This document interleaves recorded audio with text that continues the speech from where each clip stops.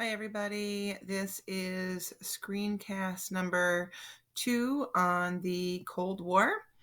I'm going to start right after the end of the Korean War and pick up with the fear of communism here at home in the United States, which really was spurred by the fear of the spread of communism in Asia. People in America were worried that there were communists here in the United States that wanted to take over our government.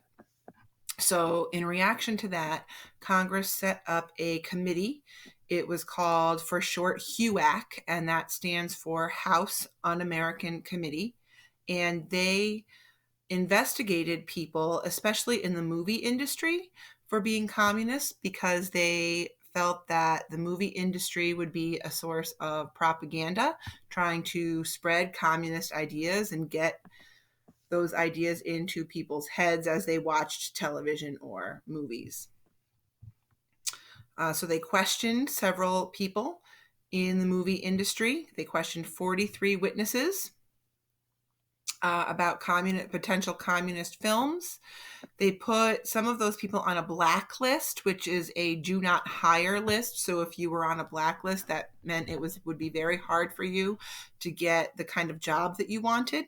And they were put on that list for having a communist background. Just some of the people that they questioned about communism. Top right, that's Jackie Robinson, actually, the baseball player. There were two famous spy cases that helped to spread the fear of communism. The first one was the trial of Alger Hiss, who worked in the White House for the State Department. And he was accused of spying for the Soviet Union. Someone who worked with him claimed to have evidence, pictures of documents that he had sent to the Soviet Union. He was put on trial and found guilty of perjury, which means lying under oath, and went to prison. So that's one of the famous communist spy cases of the 1950s. Okay, there's his picture. And even more famous are the Rosenbergs, Ethel and Julius Rosenberg. They were a married couple living here in the United States, members of the American Communist Party, and they were accused of giving information about the atomic bomb to the Soviet Union. The evidence against them was someone who knew them and who had worked on the Manhattan Project building the atomic bomb admitted that they gave evidence to the Rosenbergs that they shouldn't have. And so the Rosenbergs were convicted of espionage, spying, and sentenced to death. They were sent to the electric chair in I believe it was 1952. Okay, so all of this fear that communists and spies for the Soviet Union were here in the United States led to something called McCarthyism. And this is named after Senator Joseph McCarthy. His picture is on this slide here. He claimed that he had a list of over, 100 witnesses, or 100 members of the American government that were actually communist and hiding it.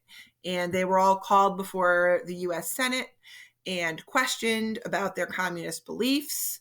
And it turned into a big witch hunt because no evidence was ever found that these members of our government were spying or helping the Soviet Union. So that idea of accusing someone of a crime, of anything, without having any evidence became known as McCarthyism. I'm sorry, he claimed he had the names of 205 communists. Okay, moving on, 1953. This Cold War lasted for almost 50 years, so both countries, the United States and the Soviet Union, had several different leaders over this period. So we're going to move on in 1953. Each country will get a new leader. Stalin died in the Soviet Union. And the next Soviet leader will become Nikita Khrushchev. And on the left, the United States elected a new president, Dwight D. Eisenhower. He had been the general in Europe who led the D-Day invasion, so we've seen him before, and he is now our president. Under these two leaders, Eisenhower and Khrushchev, the United States and Soviet Union will enter what we call the nuclear arms race. We had built an atomic bomb first, but the Soviet Union caught up very quickly, much faster than we thought that they would. And so it became a competition, right? The United States and Soviet Union never met on the battlefield, but this arms race was a competition to build more nuclear weapons than the other country, which is a very dangerous situation. They also started racing to develop a new type of nuclear bomb called the hydrogen bomb, which the United States did build first, but again, the Soviet Union caught up very quickly. President Eisenhower's policy on the Cold War was called brinkmanship. Think about that word brink. If you are on the brink of something, it means you're right on the edge, right? So President Eisenhower was willing to go to the brink of nuclear war. In other words, he was willing to use nuclear weapons if necessary to fight the Cold War. And in order to find out what the Soviet Union strategy was going to be in dealing with the United States, under President Eisenhower, the federal government created the Central Intelligence Agency, or the CIA, which is basically our spy organization, to gather information around the world secretly about what different countries, in this case, especially the Soviet Union, were planning to do in this Cold War. In 1957, the Soviet Union launched a satellite into space to orbit the Earth, which was very alarming to the United States because this satellite could be used as a potential piece of technology to spy on us. And it also showed that the Soviet Union was more advanced scientifically in terms of getting into space. And the United States felt very threatened by this and felt that we were now behind in what they call the space race. I believe that's the next slide. There's a picture of the satellite.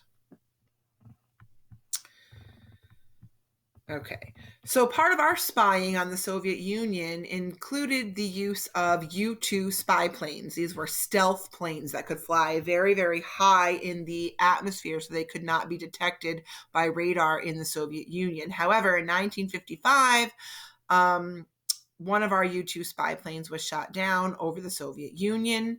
The pilot is in this picture here. His name was Francis Gary Powers, and he survived the crash.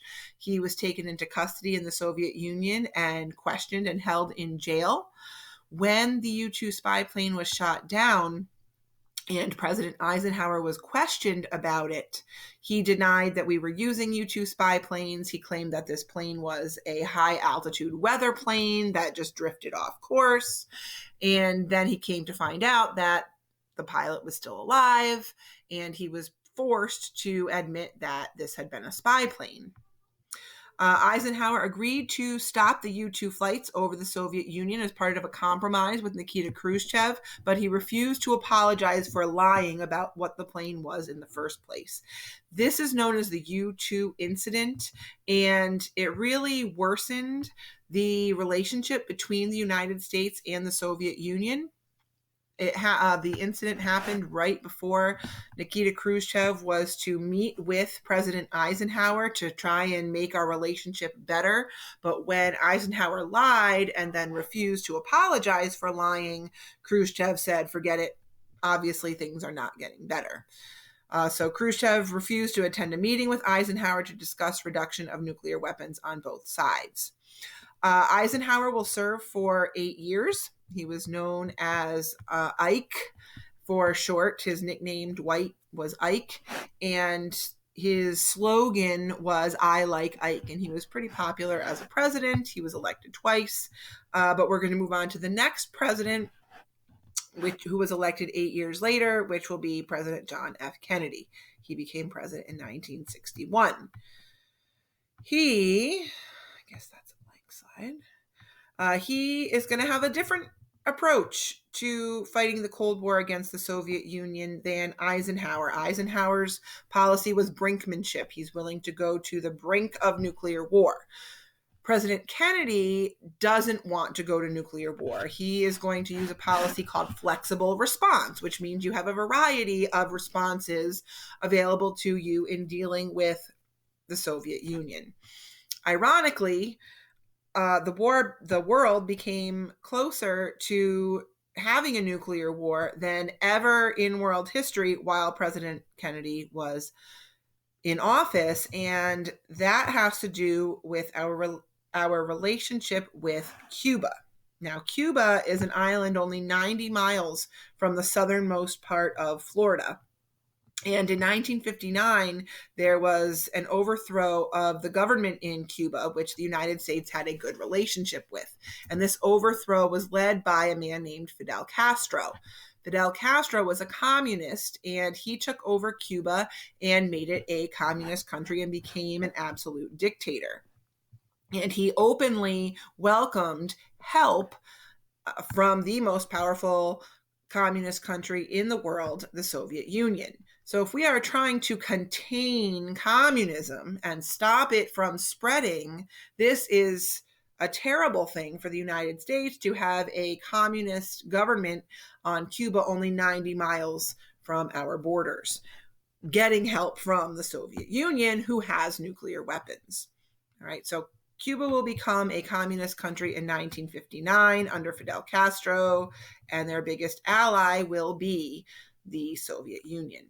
Now, before President Kennedy even became president, the United States had a plan to overthrow Fidel Castro in Cuba. In March of 1960, President Eisenhower, one of the last things he did as president was approve a plan under the CIA to train Cuban exiles. When Fidel Castro took over Cuba, thousands of people were trying to leave the country while they still could, and many of them entered Florida in the United States. And so the CIA recruited hundreds of these Cuban exiles to be trained as soldiers and to launch an attack on Cuba and go in and overthrow Fidel Castro. So this invasion was known as the Bay of Pigs invasion. It was a top secret plan under the CIA. And when Kennedy became president, he had to decide if he wanted to go through with this invasion, and he decided that he did. When Kennedy was running for president, when he was elected as president, people who did not support him didn't support him because they felt he was soft on communism. And so in a way, President Kennedy felt that he had to prove himself to the people to show that he was not soft on communism. And one of the first things he wanted to do to show that was to launch this invasion on Cuba. Unfortunately, the Bay of Pigs was not a success. They had some airstrikes planned over Cuba, which were meant to distract the Cuban military from the actual invasion on the land. That did not go as planned. And when the actual army landed on the shores on the beach at the Bay of Pigs in Cuba, 25,000 Cuban troops backed by Soviet tanks and jets were ready to fight them. So the Bay of Pigs was not a success. It was a big failure, and it turned out to be an embarrassment for President Kennedy and for the United States that this planned invasion, we're the big, bad superpower United States, and here we try to invade little Cuba and we fall flat on our faces. So this was the Bay of Pigs became a big embarrassment. Here's a picture of the Cuban exiles who were trained by our CIA, caught back in their homeland in Cuba, getting arrested. Okay. Now, following the Bay of Pigs invasion, Cuba no longer trusts the United States as their neighbor. We try to invade them, overthrow their leader, and take over their government, basically. So, to protect themselves, they call on the Soviet Union, who has nuclear weapons. And so the Soviet Union sent several of their nuclear weapons to the island of Cuba in 1961, following the Bay of Pigs invasion. So we were flying our U-2 spy planes over Cuba. That's how the United States found out that the missiles were there. Not only the missiles, but the launchers for those nuclear missiles.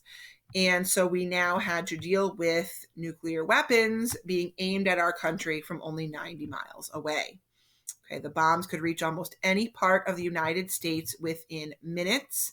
And we also were aware that the Soviet Union had another ship at that time crossing the Atlantic Ocean with more nuclear weapons on the ship. So if you look at this map here, here's Cuba, only 90 miles from the shores of southern Florida.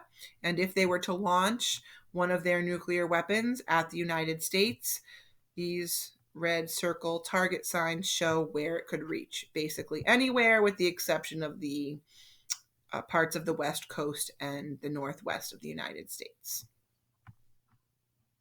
So how is President Kennedy going to respond to this problem? This is known as the Cuban Missile Crisis, right? Soviet nuclear missiles on Cuba. The first thing he does is he blockades Cuba. He sends the U.S. Navy to surround the island of Cuba. Sometimes this is also called a quarantine of Cuba, right? Because they're keeping Cuba within itself and not allowing the Soviet Union to come in. And he demanded that the leader of the Soviet Union, Khrushchev, turn his ship around that was carrying more nuclear weapons across the Atlantic. Now, this went on for a few weeks where we did not know if the missiles would be removed. We did not know if the ship was going to turn around. Every day, people were getting in their living rooms, turning on the TV and watching as this situation became more and more tense. And this is why we say that the world came closest to nuclear war during the Cuban Missile Crisis. Eventually, Nikita Khrushchev did agree to turn his ship around with the nuclear weapons on the Atlantic, and they agreed to remove their nuclear weapons from the island of Cuba. In exchange, though, Nikita Khrushchev confronted Kennedy about some American nuclear weapons that we had placed in Turkey several years before as part of the Truman Doctrine. If you remember, President Truman wanted to help stop the Soviet Union from spreading communism to Eastern Europe, and we sent help to Turkey and Greece to help those countries keep the Soviet Union away. And so we had placed nuclear weapons in Turkey. Turns out the Soviet Union knew about those weapons, and in exchange for them removing their weapons in Cuba, they wanted us to remove ours from Turkey. So that became the agreement. This is a cartoon showing President Kennedy arm wrestling Nikita Khrushchev. They've each got their hand ready to push a buzzer, right, that would explode these nuclear weapons underneath them. And actually, this missile crisis scared both sides. You know, each country, the United States and the Soviet Union, we wanted to flex our muscles. We wanted to show how strong we were, how many nuclear weapons we had. But in reality, we were both scared to use these weapons because they are so destructive and deadly. And so after the Cuban Missile Crisis, both Kennedy and Khrushchev agreed that things needed to be calmed down. And so they signed in 1963 a limited test ban treaty where they agreed to stop testing more nuclear weapons in the atmosphere. This is another cartoon showing them trying to prevent nuclear war from ever happening. All right, shifting over to Germany. We haven't talked about Germany in a while. Last we talked about Germany. Germany had been divided into 4 zones after World War II. One zone was controlled by the Soviet Union, one zone was controlled by Great Britain, one zone was controlled by the United States, and one zone was controlled by France, and the capital city of Berlin happened to be in that Soviet zone. Well, eventually the United States, Britain, and France joined their 3 zones, and that became a new country called West Germany. And the Soviet Union did not join its zone, and that became its own country on the other side, East Germany. And the United States, Britain, and France were helping to rebuild West Germany as a new democratic country. Everything had been rebuilt and was nice and modern after World War II, but the Soviet Union had not done that in East Germany. And so if you lived in Germany, the side that you wanted to live on was the west side. Same thing with the city of Berlin. It had been divided into East Berlin and West Berlin. And if you lived in East Berlin, it was more desirable to live on the west side because that was the side that had been rebuilt.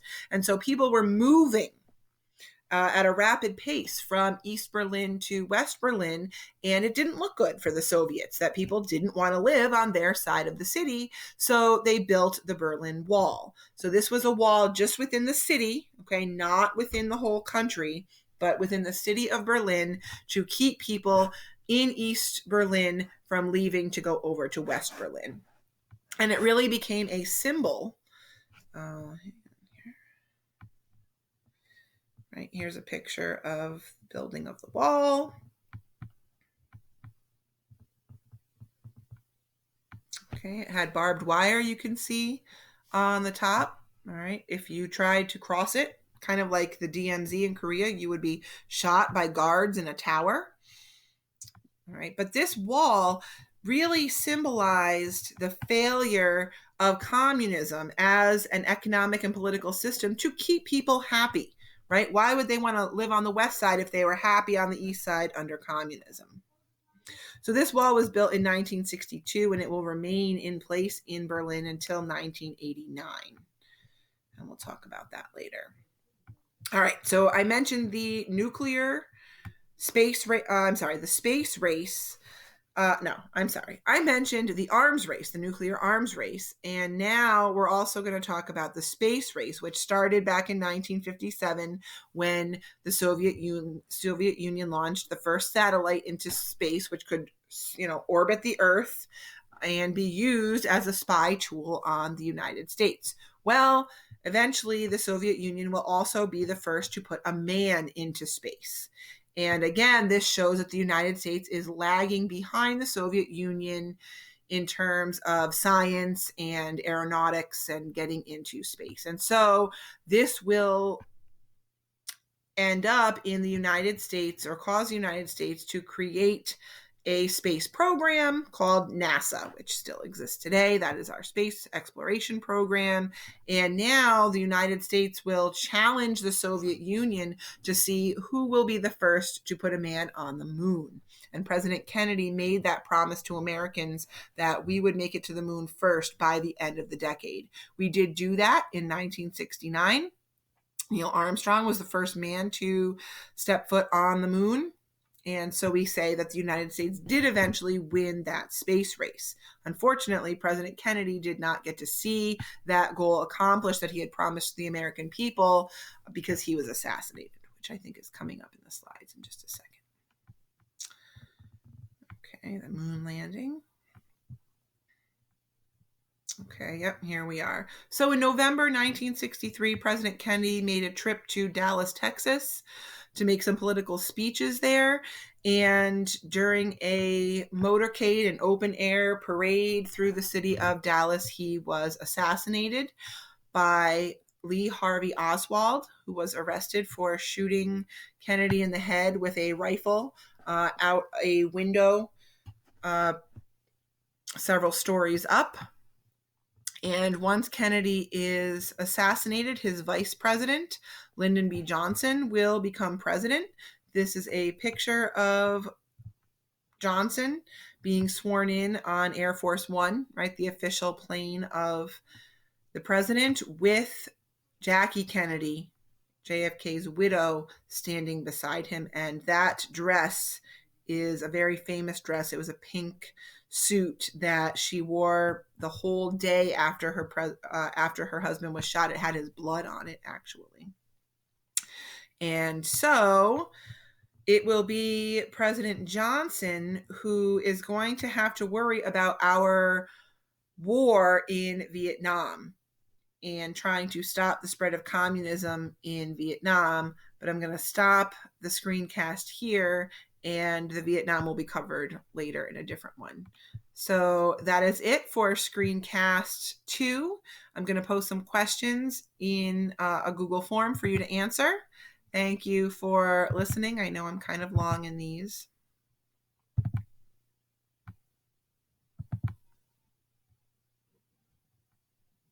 All right, guys. Have a good day.